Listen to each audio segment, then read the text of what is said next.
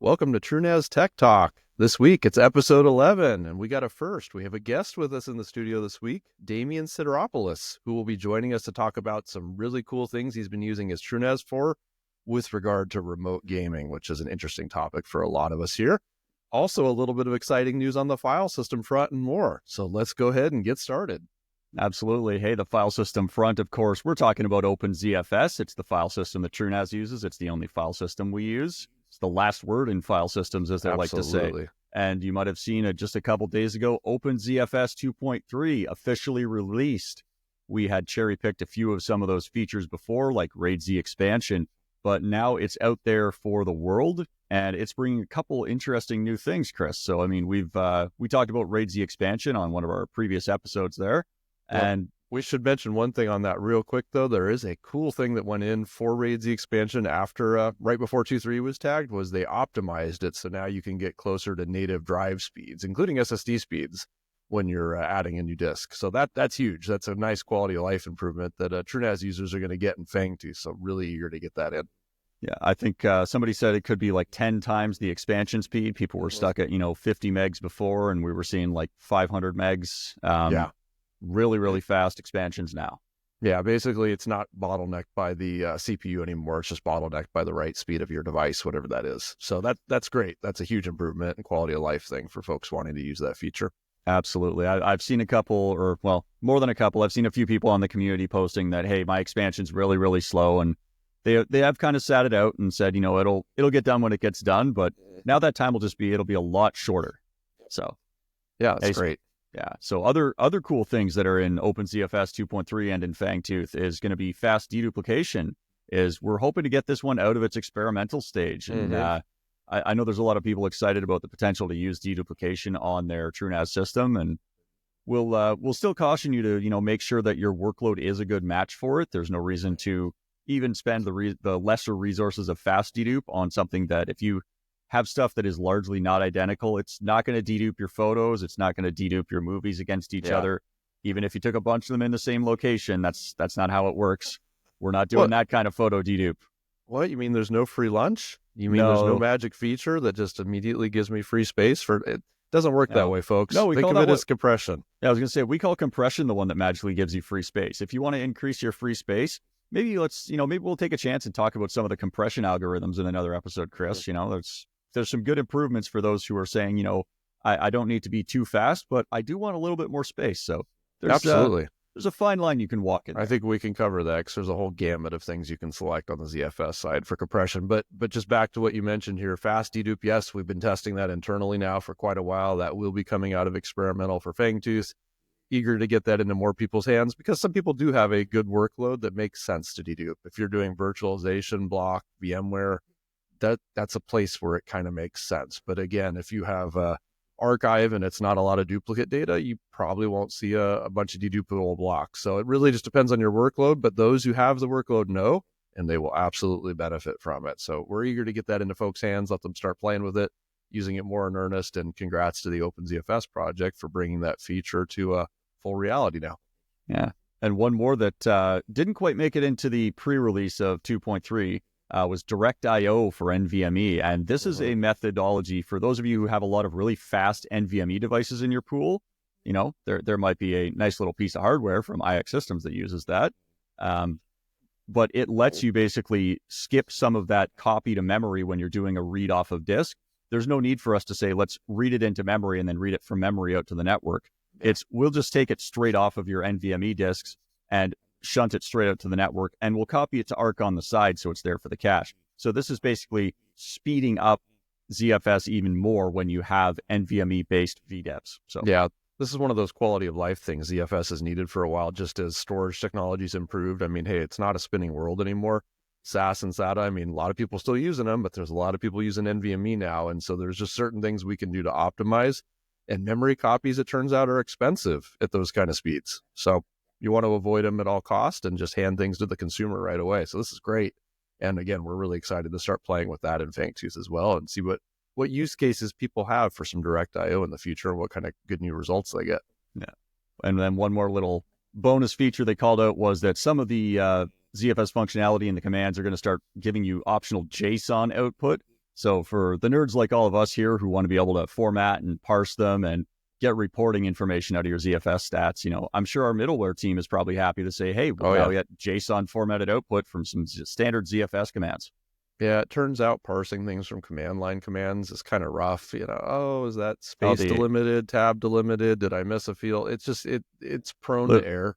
It means a little less like awk and sed voodoo necessary in the middleware, I'm sure. And anybody who's writing their own scripts to interact with TrueNAS, I'm sure, is going to appreciate the ability to get neatly formatted output out of something in ZFS. Hey, you know what? I was a prolific awk and sed guy back in the day. So like I said, it hurts me a little that I won't have as much opportunity to write those. But on the other hand, I know how much of a pain in the rear they are to learn. So this is a good thing. Structured data is always better. There will always be regex to torment you, Chris. Don't worry. Now, AI has mostly solved that for me. I can go and just say, here's what I want. AI, tell me the regex for it, because I am too lazy to go read through 1,000 Stack Exchange articles to find the right magic combination to get me what I want, and I'm too lazy to commit it all to memory. So I guess good thing out of AI in this case. That sounds like a useful application for AI there. Yeah, so, the number one use case is regex. There you go. You heard it here first. Yeah, searching Stack Overflow and doing it without an internet connection. So, All right, and joining us now in the TrueNAS Tech Talk podcast studio is Damian Szidiropulosz, who is a user experience engineer here at IX Systems with Kris and myself. Damian, welcome to the podcast. Thanks for having me on. First guest ever, no pressure. Yeah. Yeah. No worries. So, hey, tell us a little bit about your history here at IX Systems. I mean, you weren't always in the UX engineer role. So tell us sort of what do you do here, and, give us a bit of history. Yeah, well, I started on the UI team. So, working on the Angular things, using WebStack. And, as you would imagine, we're always trying to improve our process. And at some point we started doing mockups, and those wound up in my lap because I have a bit of a design background. And those turned out well. And then those led to adding preliminary research to the whole process. That turned out well as well. The issue we were having, though, is, the more we added to our UX part of the process, I'm still responsible for UI tickets, and I got a backlog growing in the background. So eventually they asked me to join the solutions team, which is a little bit different because solutions team actually deals with issues that are like a year out, a couple of releases out. So we have much greater lead time, which kind of afforded us the ability to do more research and do more of the things you really need to kind of plan ahead appropriately for UX work.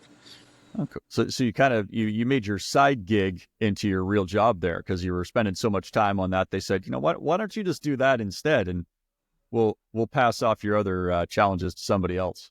Yeah, and it's been super beneficial because now we have a lot of time for research. So we'll do things like surveys, interviews.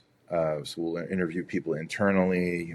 We'll talk to people in IT and support staff, and also interviews we'll reach out to some community members or customers, and then it's really nice because you can really explore and find where the pain points are on whatever problem you're trying to solve, and then kind of get a real sense for that. We also do things like personas, where we have like a couple of different archetypal users, like you have like our home lab person, and then like the seasoned sysadmin, different skill levels and different use cases. So, and then from there we'll do designs in the form of mockups or wireframes, and then we'll get feedback on them, and then we'll just iterate, and we'll just do that as many times as we need to until we feel like we're in a good place to hand off to engineers. Cool. I know I've seen you post some of those feedback requests on GitHub, and I think I've seen them a couple of times on the forums where you share sort of here's a future peek at what happens. I think you did that with the electric yield dashboard to get some ideas of, hey, what do you think of how this will look? And it's could be changed. Obviously, nothing's ever set in stone at that point because you're really just collecting the feedback. I mean, speaking of feedback, I mean, is the smiley face thing in the TrueNAS, is that your idea? The idea for it being there and what it does was, yeah, I had a hand in that. I did not choose the icon, but it's fine. People like it. They use it. It's cool. It's been actually a really nice because, the reason we put it in the UI is so we can kind of strike when the iron is hot, so to speak. So if you run into an issue and then you go to that icon on the top bar, we'll know what page you sent it from, and you'll have the option of either just giving us a star rating, or there's a little text box you can fill out, or you can even fill out a ticket. And then that way you can give us your feedback while it's fresh on your mind right after you've experienced the wonderful thing or the not so wonderful thing. And that's just super helpful, by the way. I'm just telling everybody out there, we want the feedback. I'd rather be drowning in feedback and have too much to read than not have enough. And even if it's good feedback, tell us what you like, why you like it, because we need to know what particular aspect you thought was really cool so we can go and apply that same philosophy to other sections of the UI. Or, if there's something you don't like, sometimes that's more valuable than the likes even. What causes you pain and friction and what could be done better. Again, feedback's super important. And Damian, isn't that really part of the big challenge of the whole design element? It's designing something that's both easy to use and yet exposes those more advanced knobs in a non-obtrusive way, because probably 95% of people just want the quick click, click, click, and it works. And then you have that 5% that's like, no, I live or die by this weird feature, which most people don't care about or want to see, but I need to have it accessible. And how do you balance the two, the art between, what's just right? Yeah, it's that's a huge part of it. So that's why we have personas, and we're always kind of walking that line of what's good for the home user versus the home lab user, or more specifically, and like your enterprise user. It's not always easy, but we do our best to kind of make sure the defaults are well enough where you can just quickly click through things, and if you need the extra features and the extra configuration, then they're available. Sure. Hey, how about tell us about some of the tools you use? I know you were previously using Adobe, and you had to actually shift off of that because you found that didn't they take away one of the tools that you were using? Yeah, so that was fun. We use Adobe for lots of design tasks. So the Illustrator, Photoshop, and it's not just like me, it's just company wide. Was using XD, which was a native editor, and which was really nice for what it was, but they with very little fanfare discontinued it. And I came to find out a few months ago that it was very low key mentioned in some blog articles, oh, by the way, we don't even have a team. You're still using it, your assets are still in their cloud, but there's no team maintaining this. So who knows when this is going to fall flat on its face. So really needed to switch gears rather quickly. And, so I started checking things out, and this name PenPot kept coming up, and I took a gamble on it because normally I don't use the web-based editors, but I have to say nothing but good things about PenPot. It's open source. And you can self-host it, and there's no weird proprietary file formats. It's all human readable stuff when you export your things. And they just released a custom plugins feature where I can write my own custom plugins, and there's a bunch available, and I don't need to sign up for some developer account somewhere. And best of all, I managed to twist some arms, and it's now in the it's in our app catalog. So if you want to give it a try and you have a TrueNAS, go into the app section and download it and try it for yourself. It's super handy. To be clear, you didn't have to twist that hard. I mean, we like Not to be really. able to dog food and self-host the things that we use. That's a cool thing. That's a plus. Oh yeah. Imagine that. We run a lot of TrueNAS here at IX Systems. We run a lot of TrueNAS systems. We want to be able to use them to their maximum potential. What a crazy idea.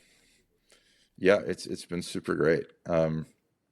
So yeah, we've been able to do wireframes and mockups with it. I don't know, did you want me to kind of elaborate on some of that? Yeah, what do you mean by a wireframe versus a mockup here? I'm thinking 3D rendering. Am I on the right page here? No, not really, but sort of, maybe kind of. Well, it's not 3D, but I like to think of these designs as kind of spectrum in terms of level of detail. So on the one end, most people are familiar with the mockup. Mockup is going to look pretty much identical to the final product you're going to see. The low end of that would be like whiteboard. And then wireframes kind of fall somewhere in the middle. It's not always the same place. It varies from company to company. I've seen some companies where they do wireframes that looks like something you would draw with a Sharpie on a napkin. For us, we're kind of doing a somewhat detailed approach. The way we kind of do ours is, first of all, in terms of colors, it's like blue elements on a white background, so it just screams, this is not the end product. And we go into some amount of detail, but only for the content that's relevant to the task. So, like in the case of, like if we're designing a specific widget, you may have like all the other widgets on the dashboard page will just be a square, and then only the one widget will have content in it. Your sidebar just has geometric shapes, and the top bar has geometric shapes. The only thing we do on the top bar is like the logo, so you know what version you're on, if it's enterprise or not. Yeah, so the wireframes are particularly interesting to me because that's where we really get into the meat and potatoes of the experience side of, I need to do a thing.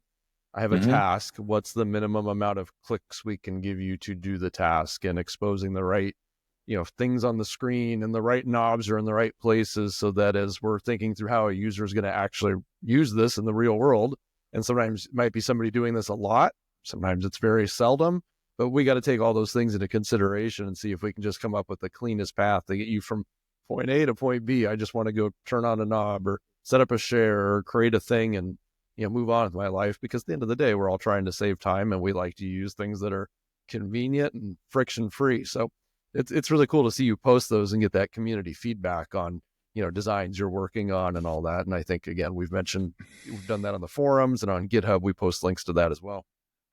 Yeah, and because of the lower level of detail, we can do much quicker iterations than if we're doing full on mockup. Okay. Well, yeah, that's really cool. But I know we have another topic we have to get to with you today. Apparently, you're a little bit of a TrueNAS nerd yourself, like most of us here, and you're doing some pretty slick and cool stuff. So why don't you give us a little intro on how you're doing TrueNAS plus gaming? And okay, this is interesting. You got my attention. Tell me more.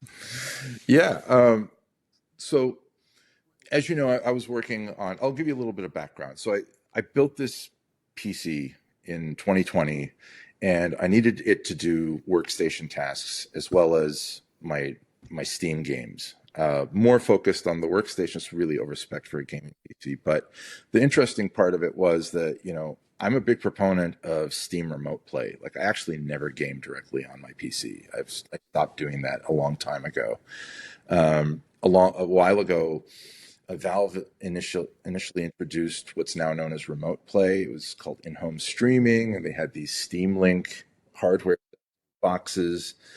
And the idea was that, you can keep your big gaming rig somewhere in your house, and then you can stream to these set-top boxes anywhere else. Just hook it up to your TV, and it works over the LAN. It's super nice. They eventually discontinued those, and I would say sadly, but their solution to replace it was actually even better, because they released the Steam Link app, which is now available on any of the media consumption platforms that matter. So you can get it on the Google Play Store or any of Apple's stuff, or Raspberry Pi. But yeah, I've been using it this way for a long time, and there's no storage directly on this machine, because I work on TrueNAS. Obviously, I'm going to have some TrueNAS boxes kicking around. So for the longest time, I've been wanting to get this thing out of my face, because it's a big honking PC that I literally never touch. I don't need it to be here, and I'm not really a fan of Windows, because the only thing I've ever used that for is for gaming. So I'm like, I would really love for this thing to have like TrueNAS on it, and then do the gaming thing in a VM, because I've been kind of reading with envy about all the GPU pass-through stories everybody seems to be having. So yeah, that's what I did this past Christmas. I spent some time kind of getting to that goal, bought some hardware, and now I have a TrueNAS machine with my gaming setup in a VM. I'll admit I'm probably one of many people who's guilty of that. I have a Windows machine, and it pretty much is it's a game machine, really. I don't do any of my heavy duty work on it. It's there because that's what I run my games on. And I know Chris is trying to push me to jump onto Linux. He keeps saying he's going to get me over there this year, and we'll see about that. I'm open to the idea. Hey, I'm not too religious about it. I was there too until just this past November, so it's only been a few months for me. Now, granted, I still have the gaming PC, but it's running a bunch of 2410 with Steam on it, and I'm as happy as a clam. Like, just shockingly, it works well, like very well. I guess I just got burned early because in the early days, I remember when Wine was coming out, and I used to test and play with stuff on that all the time, and it was a challenge. It really struggled early on, but boy, they've fine-tuned that now, and it's pretty amazing today. So I'll keep preaching that, Chris. We'll get you there eventually. Yeah. So, Damian, so why don't you tell us about some of this new hardware? Like you said, you had a big, powerful workstation desktop. And I mean, I always say there's no kill like overkill. So tell me about, what choices did you make for some of your hardware? And I know people are going to want to see this afterwards, so don't worry. We'll get a thread going. We'll put it on the forums. We'll drop a link down in the description for you. So tell us about some of your hardware choices here, Damian. The first thing I got for this system was a 5U case, and 5U, very important because when I initially started researching people rack mounting their gaming PCs, common problem that a lot of people had was with their GPUs. If the power connection was on the top, then the lid of the case would put stress on the connection, and that may or may not lead to problems down the road.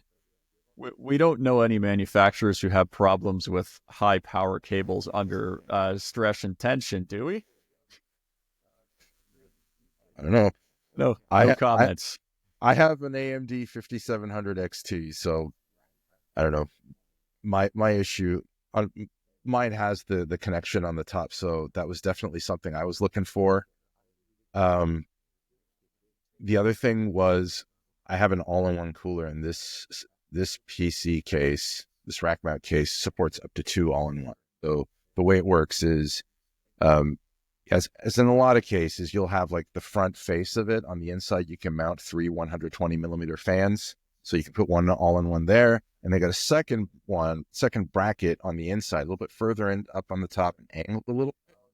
And you can put a second one there, and that's where I mounted mine. And as I mentioned before, I was trying to get all this done before, family gatherings and stuff for Christmas time. So not having to shop around for an extra cooler or, even disassemble the whole thing was a big time saver. Or possibly compromise some of the existing cooling performance you had. Like if you had an AIO, I know there's a lot of debate about AIO versus air, but it's, you generally want to reuse some of the hardware you have, especially if you're making all these big changes and buying yourself a 5U rack mount as well. Yeah. And it is a bit pricey, I will say. It's not pricey compared to some of these cases you'll find that have like the back plane built into it. I was fortunate enough to luck into like a 16 bay JBOD, so I could justify the expense. And for me, it was totally worth it because, again, time is money, and Christmas was upon us. So, So you had some unique solution for remote management, I hear too, because your typical gaming board's not going to have, BMCs and IPMI and all that good stuff on board. So how'd you get creative there? Yeah, I hear you use something a little bit fancier than like a Pi KVM or some of the new, outboard RISC or ARM-based KVMs. What did you end up going with? Yeah, ASRockRack has this card called the Paul card. Odd name, I know, but it's PAUL. It's the Paul card. It's IPMI on a PCI Express adapter. So this was super attractive to me for 3 reasons. First of all, it's a familiar interface. It's very similar to like the HTML5 interface I had on my TrueNAS minis. The price was right because the Pi KVM solutions I was looking at, they were like, depending on the model, $300 or $400. This was only $200. The most important feature of it for me was the GPU. So this was a way to get a basic GPU It only takes up an X1 slot. And that way I had something for the TrueNAS host system that's going to be running the VM, because my CPU, it does not have integrated graphics. So that solved the problem for me big time. Okay, yeah, because you do need at least one console video output so that you can isolate that VM for isolate that GPU for your VM pass-through. And I heard you say you had an AMD one. We see a lot of NVIDIA users mostly in that, GPU virtualization communities. So you went with AMD. Did you have any problems with AMD? I know NVIDIA users are familiar with Error 43 they fought with for years. So how did AMD work out for you? AMD has like this thing known as a reset bug. And this is not really, I don't know if it's on the AMD side, but it's something that's when you try and do QEMU with AMD together, this problem exists. It's on every hypervisor out there. So it's not TrueNAS specific, but essentially what happens is QEMU doesn't do the reset of the GPU correctly on a restart. What you'll find, and this is what I ran into, is that you get the whole thing set up, it works, and then you're super happy, and then you go to restart the VM because you had like a Windows update or whatever, and then you're met with a black screen. So this is an existing problem. There are different levels of potential workarounds for them. I don't know how well any of them work, but the one thing that you can live with, if nothing else, and this is what I wound up doing, was just, if you need to restart the VM, you just restart the system. Once the initial configuration is done, I don't anticipate having to restart the VM hardly ever. That's true. How about the IPMI card? Do you have any other quirks or peculiarities people should be aware of before they go rush out and buy one? I think I heard something about pin sizes being weird. Yeah. There is documentation on the card, so there's a PDF you can go through, but there's a couple of details that are missing. And the first one is kind of a nuisance more than anything, but as you would imagine, like with any IPMI card, you have the ability to do power and power on, off, and reset, which means you have to kind of interface with the pins on the motherboard, and you have like standard size pins that you have on most motherboards. You have the standard size jumper cables that you would use. Now, the IPMI card has pins as well, but those pins, for some reason, don't ask me why, they're smaller. So your standard jumper cables won't work. So I wound up getting the Y cables so I can maintain a connection to the case buttons. But when it came time to try and attach it to the IPMI card, I'm like, this is like not secure. It's super loose and everything. So I put that on the back burner. I'm going to try and find some cables for it, but I did manage to test it out even with the loose connection. The feature works. So in terms of functionality, it works. It does what it says on the tin. You just have to be aware that you're going to have to like shop around for some weirdo, either, cables with different, sizes on the different ends, or an adapter or some sort of solution like that. Sounds like there's probably some refinements that you'll do on your end, and maybe some refinements that could go upstream in some of the hardware, but definitely having it as a GPU option and as an IPMI option is interesting, maybe for those trying to repurpose a gaming machine or motherboard in and not wanting to have to run down and hit the power button in their basement every time it goes through. Yeah, it's especially if you're doing something like, for me, because my games are like never being played on the machine, so this is like for sure tucked away and never getting touched. There's one other thing I wanted to bring up about the card that people should know, is it connects to a USB header on your motherboard, and it gets the power off the 5-volt. So you need to make sure that your motherboard has an option in the BIOS for persistent USB power. This is on many different BIOSes.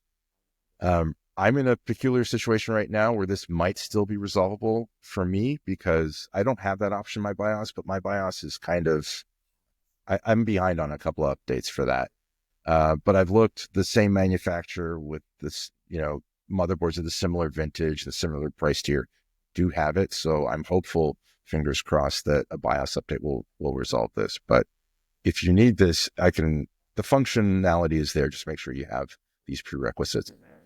Yeah, a lot of motherboards sell that as like a, charge your phone or some kind of connected device through one of your USB ports while your computer's asleep. So I'm guessing that's what's needed. And obviously it would be, if your computer's powered off, you have to have something that's keeping your IPMI card awake in order for it to be fully powered on.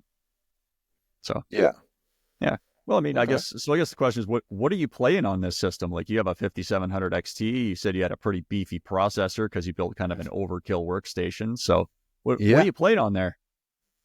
Well, for the other specs, I got 16. It's a 16 core, 32 thread CPU. It's the highest end Ryzen and 128 gigs of RAM. So there's plenty of, I've assigned like 6 cores for the gaming VM.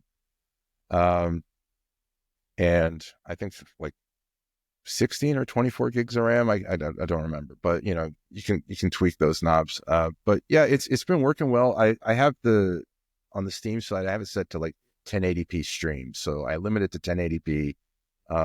It works on practically any screen I have in my house, going over the Wi-Fi. So on whether it's an Apple TV or any of my laptops or whatever, it all seems to work. Interesting development was it also works under VR now. So I bought a Quest about a year ago, the Quest 3, and I was very happy to see that a week after I got it, they released Steam Link app for the Quest. So it's also working on that front too. That sounds pretty nice. And it sounds like you're still like in progress, so I'm sure you're going to be doing more tweaking and tuning of this as you go. So what would be kind of the next things to go do? I know maybe a couple BIOS updates are probably in your future too. Let's get those done first. Yeah. I was trying to get like the minimum viable product up and running before the family get together, because I have nephews and they have certain expectations of their uncle when it comes to gaming and stuff like that. So where I'm at right now is I have the VM up and running. I managed to install Windows. The GPU Passthrough is working. That was pretty easy to set up. You just, create the VM, assign the resources. I started with the display settings. So I had, I was using the Spice interface to kind of do the initial install of the drivers and whatnot. And as I mentioned earlier, there was no storage on the initial machine setup. So everything was over iSCSI. So I just set up the iSCSI initiator. I didn't have to reinstall any of my games, so that got me kind of into a working state in time for the holidays. But that's probably the first thing that I'm going to do to optimize after the BIOS updates is get that ZVol off the NAS hosting the iSCSI target and put on the host machine, the VM. The other bit of work that I plan on doing is I also have to finish setting up. I had emulators. I had the Dolphin emulator with some ROMs in there for my Wii games. And there's a package called up on GitHub called Steam ROM Manager that allows you to do that. So you just basically give it a path to where all your stuff is located, and it'll fetch all the artwork and integrate it into your library nice and seamlessly. Then I guess I should talk about the USB over IP thing since I got into the VR. So when I first started using the remote play stuff, I grabbed a package off the Steam store called Virtual here, and it does USB over IP. It works well. It is proprietary software. You have to buy a license for basically the transmitter part of it.